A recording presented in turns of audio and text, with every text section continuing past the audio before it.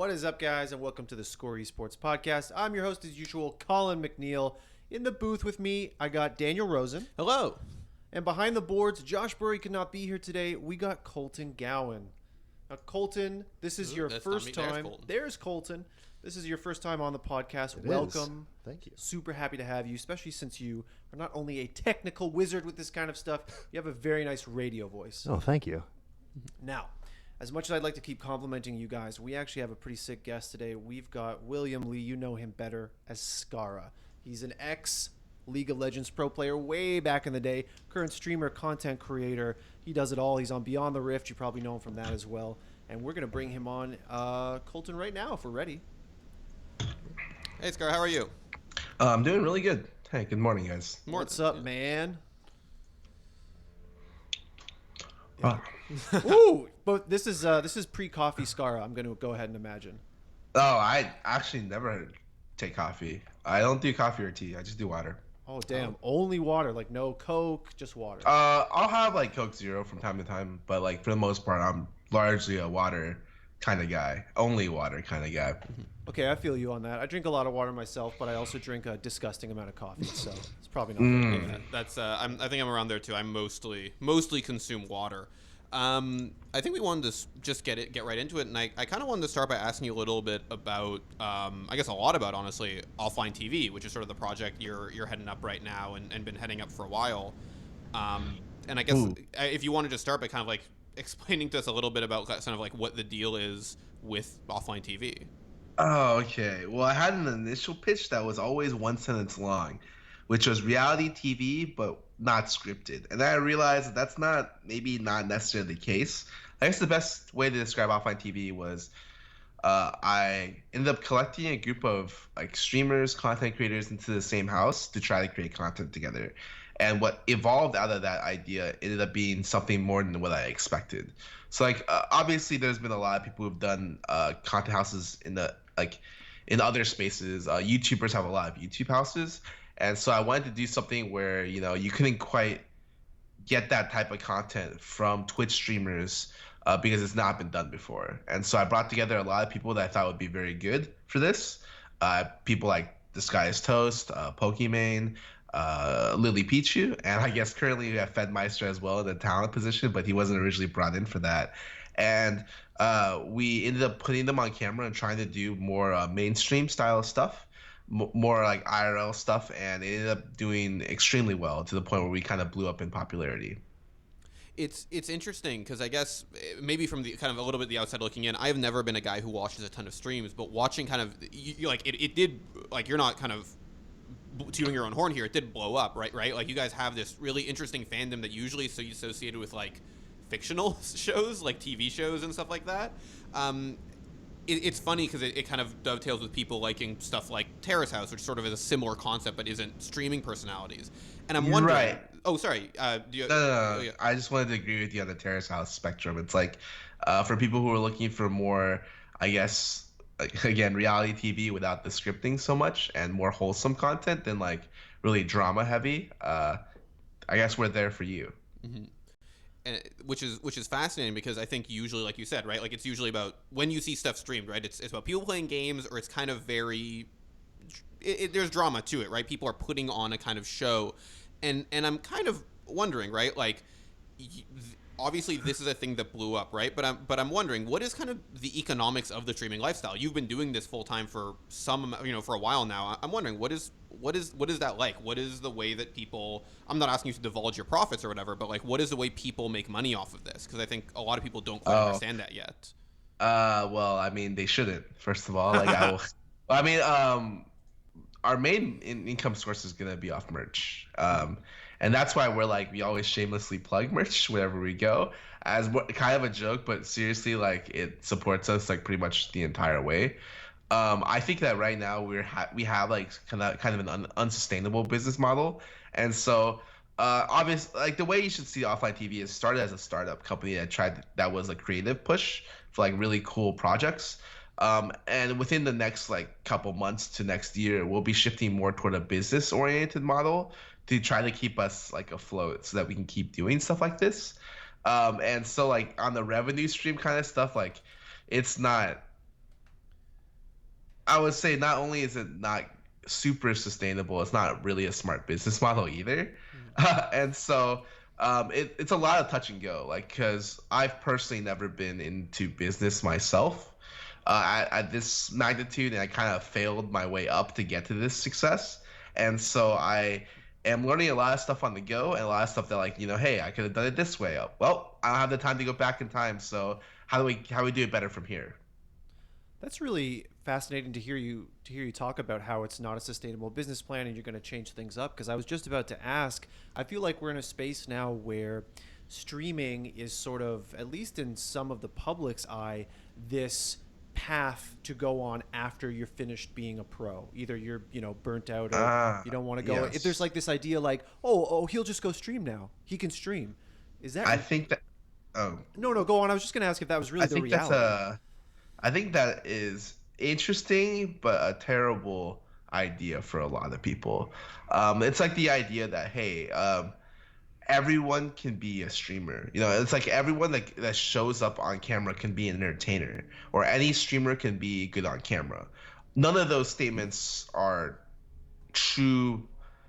Like initially true, but the premise is there because it's somewhat relatable, and maybe tangentially one true statement can cause also a true statement in the other one. And so that's kind of how I see that statement. It's like, I do not think I don't think everyone should be a streamer. And that idea is like, if you don't want to stream, don't stream, especially as a pro player. Like, I would say focusing on your pro play is more important than anything else, which is why you don't see a lot of pro players stream. Sure, there's exceptions, right? Kitty used to stream all the time when he played. Sneaky currently is one of the top streamers, as well as a top tier NA LCS AD carry. But you don't look at Sneaky and you're like, wow, dude, why doesn't everyone do what Sneaky does? You look at Sneaky, you're like, wow, this guy is definitely the outlier as opposed to like the norm. Because the pro players aren't entertaining, right? They only get carried by their fan base for being a pro player. And a lot of them, to develop that entertaining aspect, needs to put in a lot of time and work to be able to do that. And if you're a pro player, I typically think you should focus on being a better player first, than trying to be a better entertainer. That is definitely fascinating. That's kind of like a reality check, I suppose, for the glamorous life of streaming. Glamorous and really heavy quotation marks there, because we can't all be Shroud, right? Right, exactly. And the idea is like Twitch markets itself as like it's a platform where anyone can become a streamer. Yeah. That's true. However, not anyone can make their like life out of streaming. And I would say, while offline TV has done a great job at promoting people's personal brands, and that all of us are doing well off financially, that's why the offline TV model itself is not making offline much money. And so like, we've always been kind of a individual first type of company where we bring people together. There's no obligations, and like, we just want to make cool stuff together. And in the future is probably going to be something like, well, we still want to make cool stuff together, but let's try to make something that lasts a while, because I think I have bigger aspirations for offline TV, and I think a lot of the people who are members of offline TV do as well. Well, I guess I did want to ask a few more questions regarding streaming and streaming culture right now, but would you be able to tell us any of those aspirations you have for offline TV? Oh, I mean, just in general, like, I want it to be something that lasts a long time. Even in a situation where, like, hey, I'm no longer talent on camera, it'd be cool for me to be able to build something, bigger than myself. Something like along the lines of a model of like maybe a Rooster Teeth or something along that end. And right now, like, that's a pretty big dream. And so I don't really talk about it much. I think that to get to that place, like, focus on what I'm good at and try to build out a business plan to where I can achieve like success through that like immediate content result. And so it's still just a kind of pie in the sky at the moment, as opposed to something which is I can tangibly reach for. But I think it's always cool to look for something in the future that you can maybe kind of compare yourself to, or something cool that you would like to see aspects of your company grow into. And I think that Rooster Teeth has done a lot of that to be a lot of cool things that like I could see offline TV wanting to become. I know you said you built yourself up from a bunch of different failures. When you were exiting pro play, did you always think like, I'd really like to do this for a living. I'd like to make streaming, playing League of Legends on Twitch, my job? Hell no. When I first left pro play, the only thing I've always cared about throughout the years is the idea that I just want to be happy doing what I'm doing. And I trust in myself that if I'm happy doing what I'm doing, I'll be good at it. Because I'm typically the type of person who was in school who would not put in much effort in their classwork because I didn't really care about it. But I put a lot of effort in, like, if there was classwork that was interesting or if there's a project that was interesting and I really cared about it, I put in a lot of effort. And a lot of that is just because, like, I got poor self-discipline. But it's also because I tend to strive for happiness above all else. And so I don't really look too far into the future, but I tend to strive on any kind of level. It's like, okay, well, find something that will make me happy and then run with it. And I think that generally my life philosophy is that I strive for happiness, which everyone should, to be honest, and everyone does. And I strive for satisfaction, which is a good example to describe satisfaction is as an LCS player. If you're happy the entire duration you play with your team, but you don't make it to Worlds, are you satisfied with your year? And the answer is no. You maybe want to reconsider what your future is going to look like. And I think that if you can balance the two, one may be more short term, one may be more medium to long term, then anything you do is going to be successful. Or at least I have that kind of idea, like philosophy for myself. Mm-hmm. I'm wondering, kind of, and this is kind of touching on a little bit about the retirement angle. You're a guy who played for, I think, about 3 years before you retired, and that's like kind of the length of a lot of careers back in the day. Do you, like, people are playing longer now, and I think it's becoming a more viable career path for people. Do you think that, again, with the idea that streaming is not like a lucrative thing for everybody, do you think that there's more time across like esports for people to stay in that career longer and not have to think about like having a fallback? Absolutely. Like, you 100% can.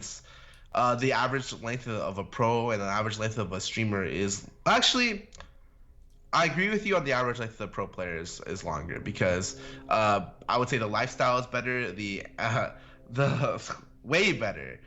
The amenities you get for being a pro player, the salaries, like it's all way better to the point where like it gives you longer lasting reach, longer longevity in your career, and sets you up with a better foundation to be able to, like, prepare yourself for pro play. And I think that that's great overall. Would have been nice if I had that when I was pro, but I understand a lot of it was I was the building blocks for a generation like this to come across. For streaming kind of started around the time when League of Legends blew up. And we're still in our first generation of streamers, so you don't exactly know what the lifespan of streamers are. No one knows. And so I don't know if streaming is going to have longer longevity or shorter longevity in the future, because since we're still in the first generation, it's really difficult for me to be like, well, yes, since streaming has gotten better and you can become more profitable on streaming, streamer longevity has increased. It's like that may be true for like the middle tier to low to middle tier streamers have had more avenues to make income. But in terms of like the large streamers who are making like 6 figures on Twitch, I haven't seen any of them quit. And I don't necessarily know what to expect on that end.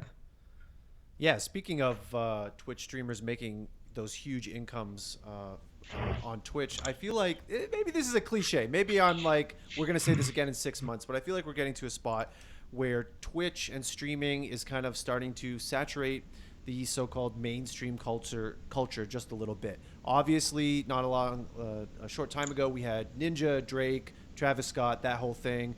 Ended up, yeah. Ninja was on CNNBC. I think it was CNNBC, right, Dan? Yes. Yeah, CNBC. Yeah, it's CNBC. And CNNBC does not exist. That's the greatest crossover event. That is CNNBC. I'll make that meme after this podcast.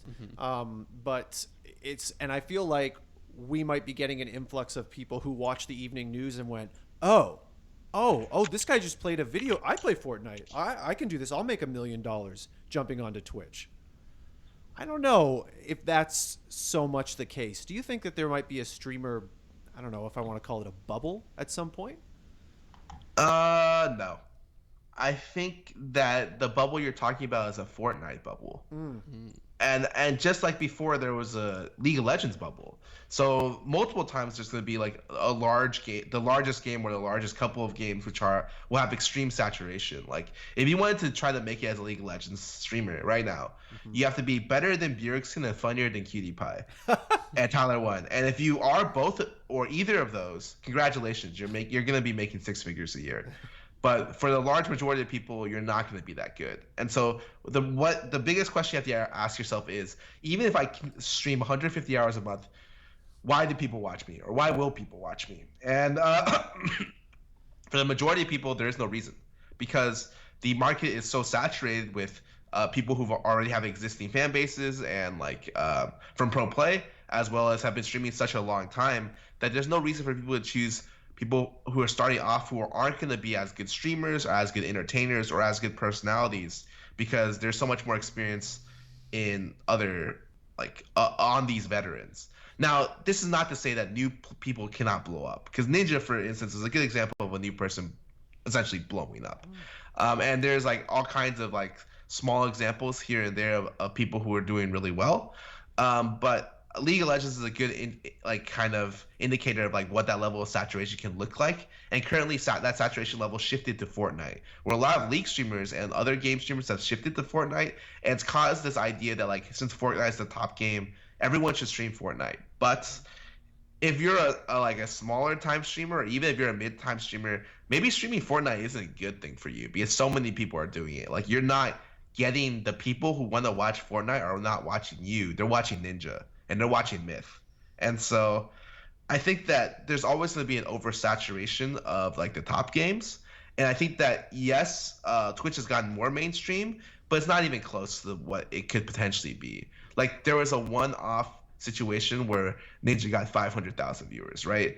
But that's just a one-off case. I think that, yeah, Ninja's gotten better, and overall the viewership has gotten slightly higher, but we have to wait a while before Twitch is really a enormous platform. Yeah, I mean, it's pretty sizable as it is, but I'm talking we're hitting six-figure numbers consistently on more than just Ninja. Yeah, I think that definitely there is a case to be made that people were tuning in for Drake, right? People were coming there because there was an event. They weren't necessarily coming there because obviously people watch Ninja, but they were coming there for Drake. I'm kind of wondering, you talked a little bit about sort of people, follow the leader with whatever the big game is. Going back to sort of the offline TV stuff, is that part of the genesis of being let's do this IRL stuff where we're not following a leader, we can't really be copied here, we have the personality driven? Actually, it was along the lines of hey, we think IRL is blowing up, let's try it. And so it's and especially because a lot of offline TV members are doing Fortnite, it's a big game that people can play regardless if you're an FPS player. So especially with players like Toast who don't like Hearthstone a lot of times because the meta gets really stale very quick in between expansions. So him being able to play Fortnite with other people is just a really fun thing to do.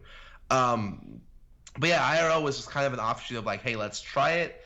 We don't think there's IRL content like what we can make, and it's still true. If we IRL stream, I think we're still really, really top of the at the very top consistently. But I mean, when we blew up in January, we overdid IRL streams. I think we burned out because we did one every night for 2 weeks straight. So, and then we did the Taiwan trip. We did really, really well. I think that generally, we have a kind of IRL formula that other people can't emulate well. And I think that that's why we have longevity, because I mean, IRL is just it's just hanging out with your friends, And I think that it's kind of a situation where people who watch us kind of feel like they're a part of our, friend group, or part of our couch session where we're just shooting the shit with each other. Speaking of burnout, you alluded to a couple minutes ago, you were kind of laughing about how the pro player lifestyle right now is maybe better or easier than a streamer, or you have more resources around you. I feel like there are some people out there who still think of streaming as well, you just play video games all day. That must be very easy, very simple. And I've always thought of it as grueling. I couldn't really do it. You've been doing it for a long time, consistently. How can you give us a window into the challenges that a streaming lifestyle presents? Oh, okay, this is interesting. So I'm a good case study because I used to stream to over 10,000 people, and when I was a pro player. So I, after switching to a coach role on Dignitas, I took a step back from streaming because I wanted to help out Coach CLG and Dignitas. As well as before that case, I had 6 months where I got DDoS straight. And so I just couldn't stream. Like, it got so frustrating, I just stopped streaming. And so on top of that, I stopped really consistently streaming, coaching CLG, and I tried to become a pro player on the academy team. So it was about a year and a half where I didn't stream much. I came back after a year and a half, started streaming. I had sub 1,000 viewers. I think I had on average 1,400 viewers when I came back the month of. And from that, a person who's used to a lot more, that fall was kind of harsh. And it took to build myself up to like 2K, 3K, it took me months of literally grinding out 9-hour days nonstop. And a lot of times, like, similar to when you're doing stuff on any platform which is quantified by numbers, YouTube or any of that kind of stuff, you kind of get absorbed in the numbers a lot. You're like, oh, I had a good day because I had more viewers, or I had a bad day because I had less viewers. I turn off viewership. I don't know how many people are watching me unless I look until the very end of the stream when I'm closing my stream. I check. That's it. Because it's so easy to get caught up.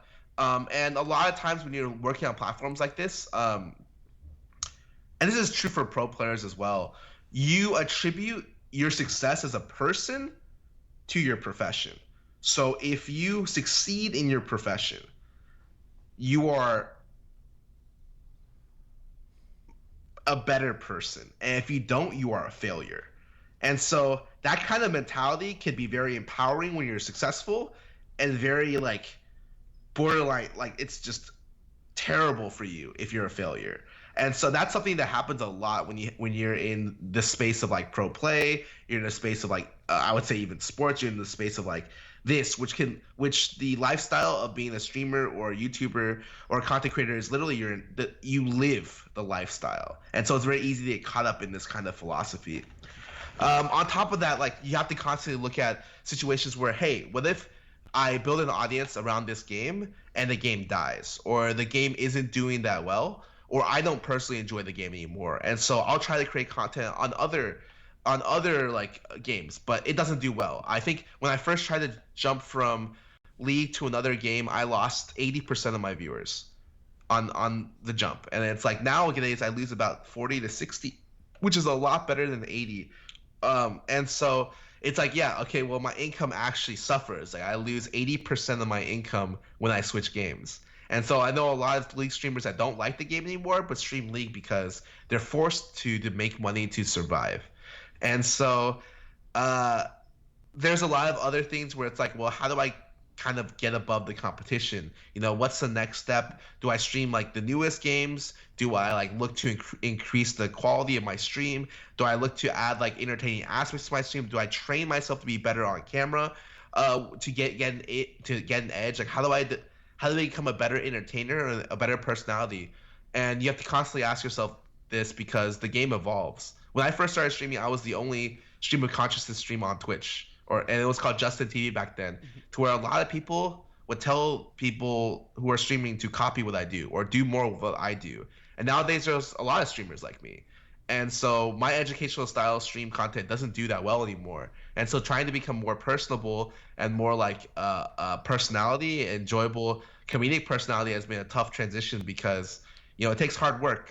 Comedic timing is like an art, and you kind of tend to learn as you go, and you fail a lot along the way, similar to kind of a lot of what I do. I'm wondering then, right? Like you kind of touched on this here, but what do you do, right? If you're not Bjergsen, if you're not Cutie, like what do you kind of have to do to stand out, or is it even possible anymore to stand out in the way this landscape looks like right now? Well, I mean, you can constantly up your game, right? But the thing is, it's like, well, if you're a person who's just like casually streaming, are you ever going to beat these monsters who stream 10 hours a day? Probably not. But some people are happy being like a medium tier streamer. If you have like 1,000 viewers and you're streaming like, you know, 5-6 hours a day, that's pretty good. You know, you can live off that stuff. Now, what the future looks like for you, I don't know. You know, because maybe you want to invest more time into it to try to blow yourself up more, or maybe you want to invest less to try to maintain a good life balance. But that question's on you, and only you as a streamer can answer it. So yeah, like a lot of people can't compete, but there's going to be a market for new streamers. Like no one, like Bjergsen is a good example of like he's a great player, like fantastic player. Personality wise, maybe not the best, it doesn't compare to QD or Tyler 1. And so like maybe like they don't want that they don't need that high level of play if there's a better trade-off in personality they can find somewhere else. And so there will always be niches for people's interests for personalities. I'm not saying that new people can't come up and do really, really well. Now, new people coming up and dominating, literally getting 5-figure viewers, that's difficult. But getting 4-figure viewers, I think, is more than possible if you have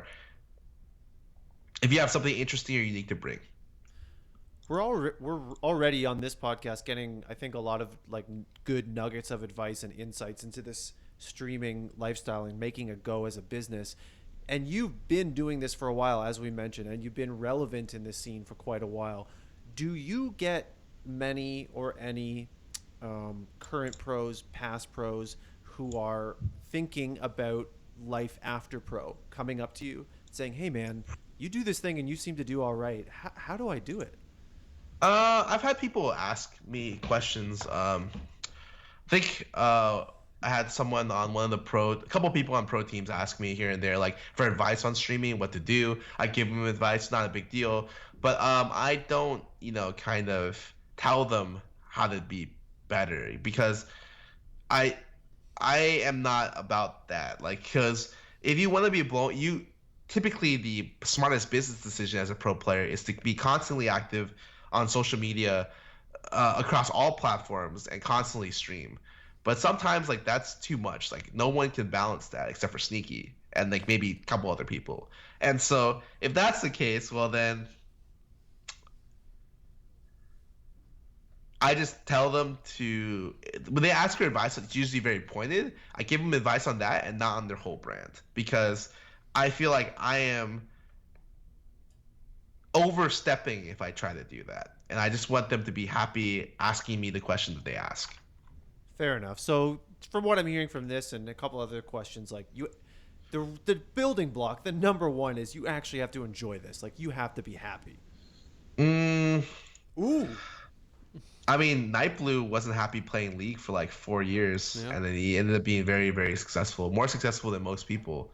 So the guy makes like $1 million a year being like hating the game for like the last 3 years, right? Ooh. So like maybe I would say you should want to enjoy it to have any kind of long-lasting career. But like, I mean, he's done it for years, and he quit the game recently to go switch to Fortnite. So maybe he doesn't mind the content creation side of things, but he minds the game that he plays. So I would say at some level you have to enjoy creating content to be a content creator at the bare minimum, right? Yeah, exactly. Like number one building block. Excuse me. Obviously, you've said it's important to you, and you still enjoy it. I gotta ask, how do you play this much League of Legends at this point in your life, and then wake up, at 9 a.m. or whatever it is, and say, can't wait to do it again for 8 hours, 6 hours, 4 hours? I think Riot does a really good job changing the game up a lot. Like every 2 weeks to a month, the game changes up a lot. There's a lot of different ways I can do it. And I enjoy the competitive aspect of it. Like when I play against like good players, and I still really much enjoy being good at a game. Although let's be real, that's arguable right now because I feel like my relative skill level has declined since I stream so much, and I think that it's just fun for me. It's like I don't have like a secret answer to give to people. Like, how do I make a game fun for me for a long time?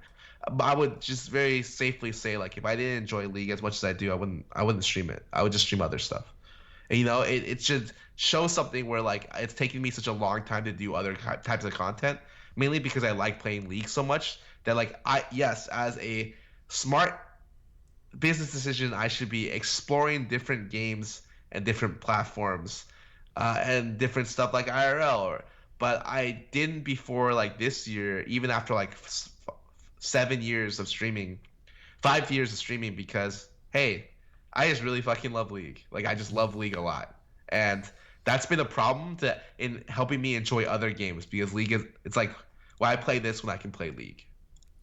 That's kind of heartening to hear that you can still find that enjoyment for a game. I know for myself, like I have trouble sometimes after playing, one game for X. Like I've played Street Fighter for a long time, and sometimes just like I just want something else. But it is cool to hear that. Before we jump back to the streaming stuff, I kind of want to ask a couple, I guess, League questions specifically. Like, what do you? This is kind of a weird one, but like, what do you think of the new Irelia?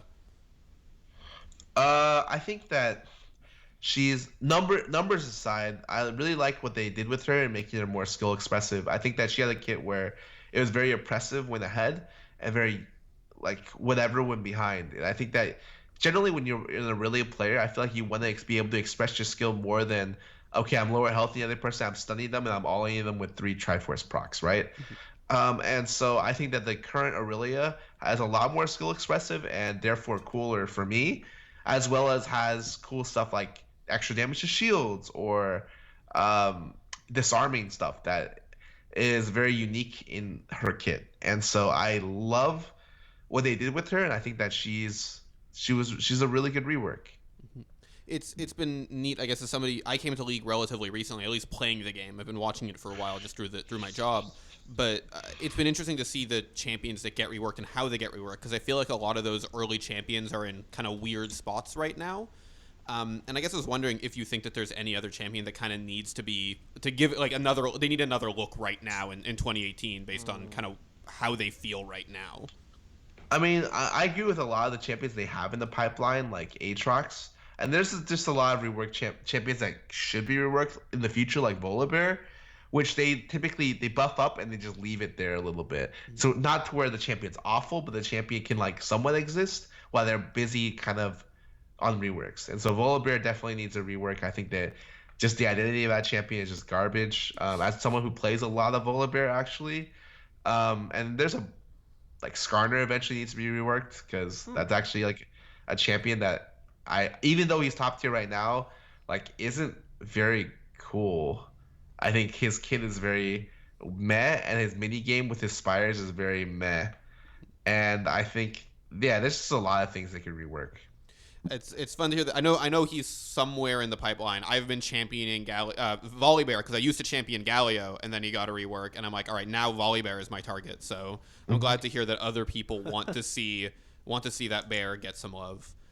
The actually, what do you think? You said his kind of champion identity is garbage. What would you, I guess, as a person who plays a lot of Volibear, want to see for him? Volibear is a champion that it's like, hey, we're gonna introduce a lightning bear into the game. What would you imagine a lightning bear doing? Okay, cool. It's a bear that like it's a champion that should maul your opponents down with like in some way, shape, or like form, right? And instead, like he gets a really like whatever kind of buff on his ulti that gives him lightning damage on auto attacks, and then he gets like the ability to run at people faster, and like the only part of his kit I think is really cool is his his bite that does more damage when they're lower, and every other part of his kit is just meh. He stomps the ground a little bit and people like kind of get fearful, but like I think that with the new buff to that, it's helped him out a lot. But the champion itself, identity-wise, just does not feel like the champion that you think of when you think of, hey, this is going to be like a fearsome, like aggressive bear that can summon lightning. It's like, oh, this guy's just whatever. See, I like this. Like getting the lore right. Like, you know what I mean? Like reworking a champion. I mean, that's I think often where it comes. Like it's got to feel cool. Yeah. No, I'm like 100% behind it. Like I'm totally down with that. It's nice to hear that. Jumping over from solo queue to pro play, when we release this podcast, Scarra, it will be after the first weekend, so the first round of playoffs in NA and EU. Okay. Don't know how closely invested you are, but I wonder if we could get your... I would say I've watched about 35% of NA LCS games this year, or 40%. Okay. And I have watched almost no EU LCS games, probably about 5 to 10%. Yeah, you didn't miss a lot. Yeah, there, EU LCS was not a great watch this season. In terms of NA, is with the playoff contenders we have now, is there anyone that you think is like, oh yeah, they're winning it, it's a done deal? No, I think 100 Thieves rode a really good train, a momentum on the way in. Yeah. But I don't necessarily know that they'll beat Juggernaut like TSM, which I think is also like on the way back up. And so like for me, those two teams are really interesting in terms of, hey, they look like they're serious contenders for the crown. And so I have my eyes on those two teams right now as winning. Yeah, that totally makes sense. A lot of the pros we've been speaking to in the last couple of weeks have said TSM. Like actually almost every single one except for Hooney, who said it's big Echo Fox. surprise said it was Echo Fox, but have said TSM. So clearly they are the I like to think of them as the Yankees of League of Legends. They might have a so-so season, they'll make it into the playoffs and they'll clutch it out, you know? Yeah. No. They're a team that like has probably some of the best systems to improve from any kind of problem foundationally. And so even though they'll always suck, they have a great network behind them, like a system put in place by, I'm assuming, their past coach Parth and their current leadership structure in Reggie, to where they'll always be at a certain level by playoff time, which is incredible. What do you Speaks have? volumes of Sorry, I didn't mean to interrupt you. I was just wondering if you had any idea of like what does that structure kind of entail if you had to like guess at it. Nope. It's just their crazy TSM trade secret. I mean, I don't think it's a crazy secret. I just think that they do a really good job of setting down the great foundation and making sure they reach the end point correctly. Like, I don't think it's a secret to say that like to have a successful team, you have to have a strong foundation and find a way to build on top of it, right? They've just found their formula that works. I just don't know what that is, and I don't even want to really guess. But I suspect that like it's the idea wouldn't differ from team to team. It would just be like, how did this team do it as opposed to this team? But it would be the same across, where it's like, yes, they foundationally have a way of identifying problems and solving them that works every time, or works to a large extent. Mm-hmm.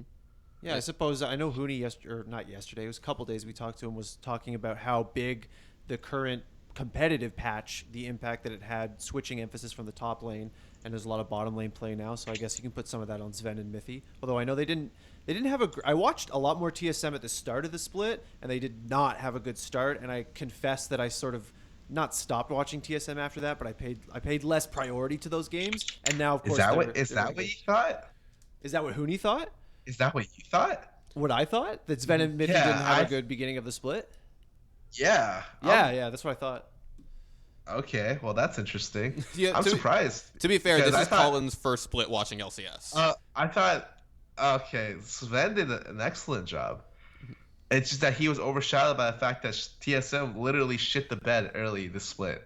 But like, Sven was a monster player. Probably not the entire split, to be honest. Sven has been doing like rock solid job of like keeping his team consistently like in a good position, but you just can't do much in an AD position when your entire team does poorly. And I think that a lot of it was like maybe a combination of Sven Mithy, but I thought Mithy misplayed a lot earlier in the season, and Sven therefore had to take a lot of the blame because he's part of the lane, but Sven's actually a monster. And if you watch him play, he's so good. He actually does such a good job. Like you should look at the stats of that guy. Actually, like I think that guy has like incredible stats for his position. In fact, I'm literally gonna go look right now to see position stats, because I'm pretty sure that he's the second. Okay, whatever. I already knew he's the second highest win rate. He has top 5 kills. I think he's the lowest deaths in the league at 18. He has the third highest assists, like the best KDA in the league by far, obviously because of the lowest amount of deaths. Yeah. His kill participation, 72%, which actually isn't that high. It's like kind of middle in the league. And I just want to know what is his damage percentage for his team? He's like a top 4 in damage dealt. So like I think generally as an AD carry, he's been top 3 or top 4 in the region since it started. It's just like he was very easily overshadowed by the fact that his team was doing really poorly. And so yeah, that guy is really good. Like that guy is surprisingly someone who kind of sneaks under the radar and in, because his team didn't do that well early. For sure, for sure. It makes total sense. And see, now I want to actually look up the stats for Mithy, honestly. I want to check those out and compare those. Probably he has really bad stats early, but he's a person who like stats only tell you some of the picture. Of course, of course. He's a person who like got a lot better near the mid plus end of the season because he's a person where I think he needs to really fit in the organization to be able to like kind of work from there. And like his stats even show that he's like not doing great. All right. Hashtag Mithy's the problem. No, that's not at all. Just... I think with Mithy, at least while you look at stuff, Scarra, I think Mithy is interesting because I think he did take at least somewhat I remember interviews going into this, but he was taking somewhat of a leadership position for the team, and I think a lot of that early stuff was him kind of getting comfortable with the new people he was working with aside from Sven, with having to be a little bit more of a leader to these people. And to be honest, I look at his stats; they're actually pretty good. Yeah, nice. No, like really good. Aside from his kill participation, which he's not part of a lot of the kills, which pretty much means that his team doesn't have to play around him every game. When some teams play around like certain players every single game, he's been a part of he's like a rock for them. Like his stats are super good. Mm-hmm. So yeah, he actually looked great too. And on a team that ends up winning a lot, you'll have good stats. Yeah, but that's gonna happen. Mm-hmm. Yeah, for sure. Well, since we're on the evaluating players train, I want to continue a little meme we have going on here in the podcast, and I just want to throw out Ole to you, Scarra. Do you watch any Ole? Are you familiar with his play at all? Yeah, he was the best support last split. What do you think about this split? Best support? Or with Smoothie? No, this split has been awful. What? A lot of that Actually? Yes, a lot of that has been his synergy with his team and really with Double Lift. Yeah. I don't know exactly what's going on. I think he has a lot of positioning problems, and that he's not working well with his AD at the moment. But his skill level has drastically fallen from a statistical standpoint or just an eyeball standpoint, where I generally think that he's playing much worse than he used to. Like if I had to be hey, where's Ole on the ladder? I'd be he's probably 5th, in top supports. Whereas before I would be this guy's number 1 or number 2. No question, this guy's a fucking monster. But I wouldn't say that right now. Damn. There was an interesting interview that he did with, I think, Inven that came out yesterday that talked, I think, specifically to what you said, that he's not working well with Double Lift, that he goes in when Double Lift says don't go in. It's that's a thing he said in that interview, which was an interesting sort of it's an interesting way to kind of categorize their relationship. Well, I think the way, if correct me if I'm wrong here, Dan, because we were talking about this yesterday, I think the way it was framed was he was saying that he felt that Double Lift was played a little pessimistically, if I can use that word. Too safe. Too safe, maybe, and he felt that he had to force him to engage. Yeah, which again, it's interesting to see how they approach that that lane as two people, if in fact they are two guys who maybe aren't if working their play styles perfectly. are that diverse. Yeah. No, definitely. Yeah. Well, bringing it back, I think, to streaming, because we went on kind of a crazy tangent there about pro play. We mentioned once or twice Sneaky. Obviously, he's nowhere near retirement or anything like that right now. But you held him up as a guy who has that je ne sais quoi, that personality, that grind. He's able to stream. If he decided tomorrow, he tweeted, "Hey, I'm done with the LCS, guys. I'm going to go stream." Would you say he would be one of the top League of Legends streamers? For sure. I think he really captured the niche of meme streamer. I think that no one else aside from maybe old medias had that quality about him. I think that since he's been around so long as pro play, his fan base will stay around for a long time. A lot of my fan base has changed. Most of my fans now don't remember when I played pro, or don't. Yeah, they'll watch a little bit, but they don't. A lot of my fans fans that watch me when I start from a streaming perspective, and I was just known as that guy who used to play pro, which is really weird for me, to be honest. But for Sneaky, because he's been around for such a long time, at the very least, there's no way he would lose relevancy in 2 years, 1 to 2 years, in my opinion. And afterwards, we'll see.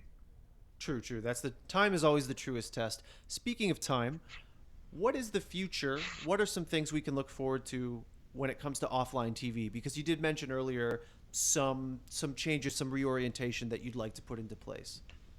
I just want to make sure we can get a consistent content schedule out. Like, I think behind the scenes, really, not many people need to know what happens. Like, that's just the thing for like the owners to know. Yeah. And like to figure out like what works best. It's like, hey, if I do a bad job behind the scenes, like people will naturally know because it'll make the content coming out won't be good, and like we'll have to go under or something. But I think that as long as everything works on the back end of side, like ideally I want to be in a position where I can just focus on making good content and not worry about anything else. That is the dream for sure. Scarra, we know that you are a busy man, as we discussed, and we're going to let you go in just a minute. But before we do, is there anything that you wanted to say or a topic you wanted to bring up that we actually didn't, or just what's up, shout out to the fans?